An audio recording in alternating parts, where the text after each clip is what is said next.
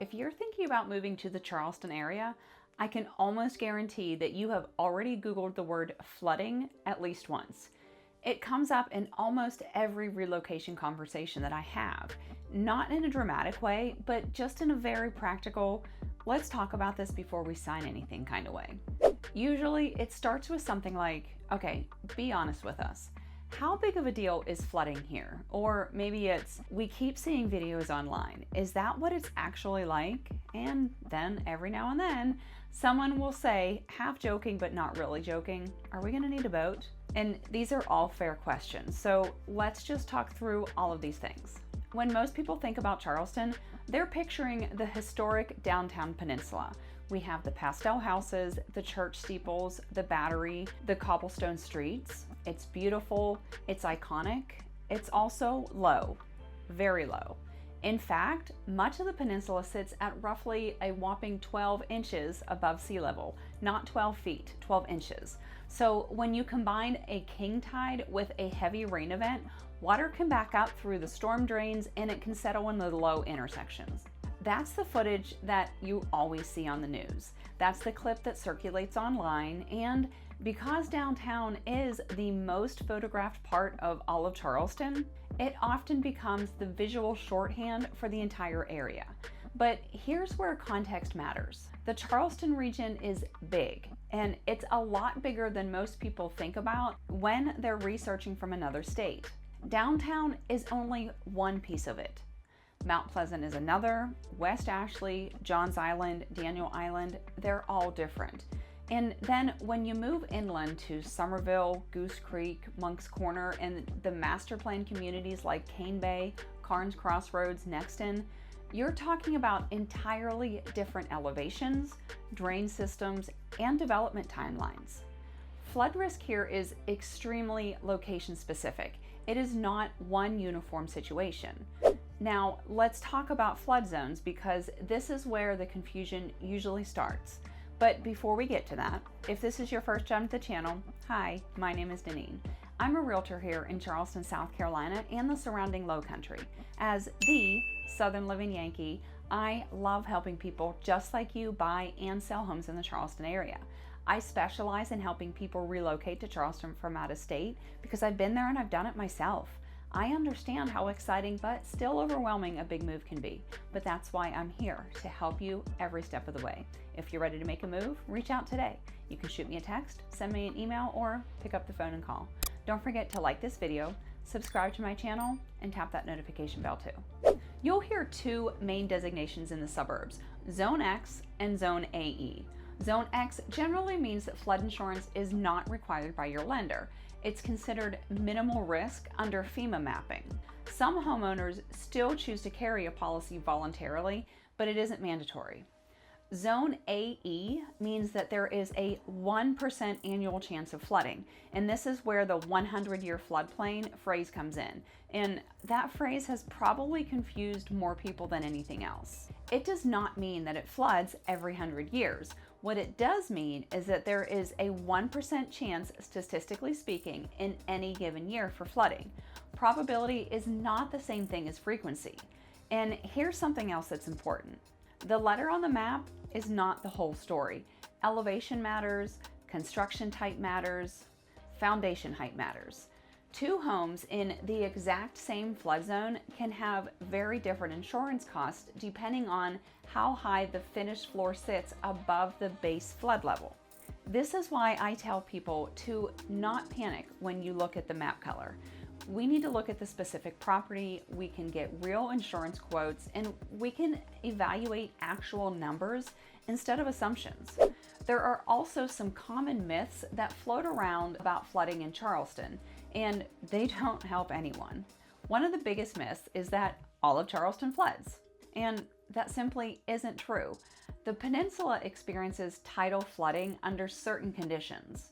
Some low-lying coastal areas have higher exposure, but inland communities at higher elevations do not function the same way.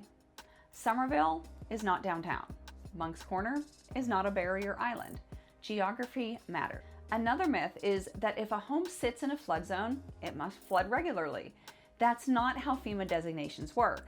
A property can be in an AE flood zone and have never experienced any structural flooding. The zone reflects modeling and probability, not a guarantee of water in your living room every spring. There's also the belief that flood insurance is automatically outrageously expensive. Sometimes it is higher than what buyers expect. Sometimes it's surprisingly manageable. What it depends on is elevation, construction, and updated FEMA rating calculations. The only reliable way to know is to quote the specific address. Internet averages are not helpful here. And then there's the misconception that newer homes are floodproof. The truth is, newer construction absolutely benefits from modern engineering. We have stormwater management systems, retention ponds, and we also have stricter grading requirements. That is a positive, but no house anywhere in the country is completely immune to extreme weather. What newer construction offers is better mitigation, not invincibility. It's also worth separating street flooding from structural flooding.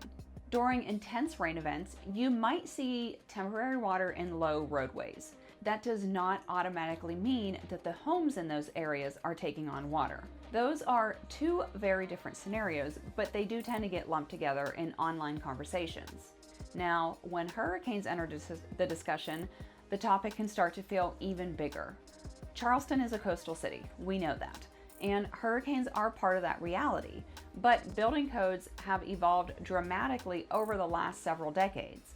Modern homes include wind mitigation standards, improved roof attachment systems, and engineered draining compliance. A recently built inland home is structurally very different from a century-old historic property you'll find on the peninsula. Age of construction and location both matter. Another layer that doesn't get enough attention is the neighborhood topography. Even within the same subdivision, one lot may sit slightly higher than another.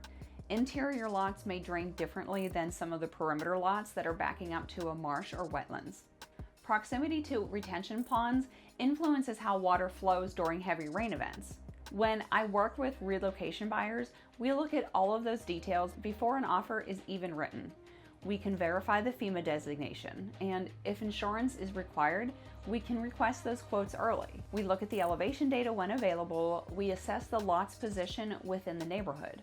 This isn't about eliminating all environmental risk. Every region does have its own variables. The Midwest deals with tornadoes. The Northeast deals with all of that heavy snow and ice. I'm glad I don't live there anymore. The West deals with wildfire risks, and coastal regions manage water.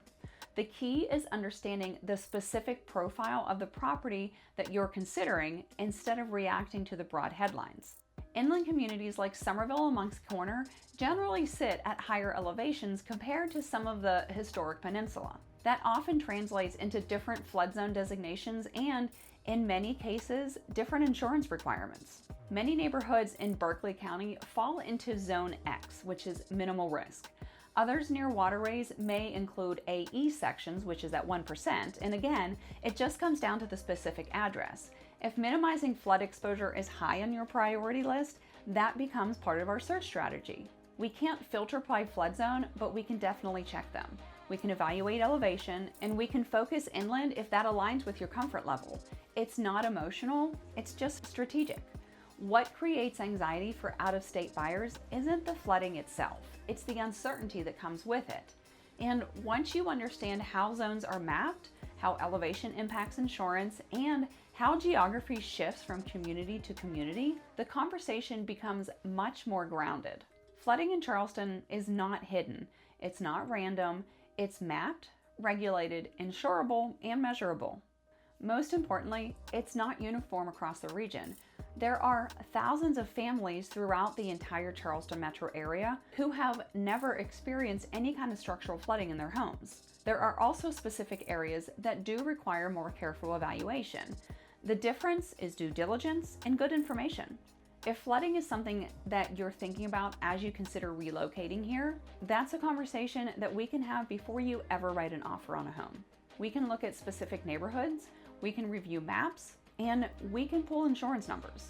We can compare inland and coastal options in a way that makes sense for your comfort level.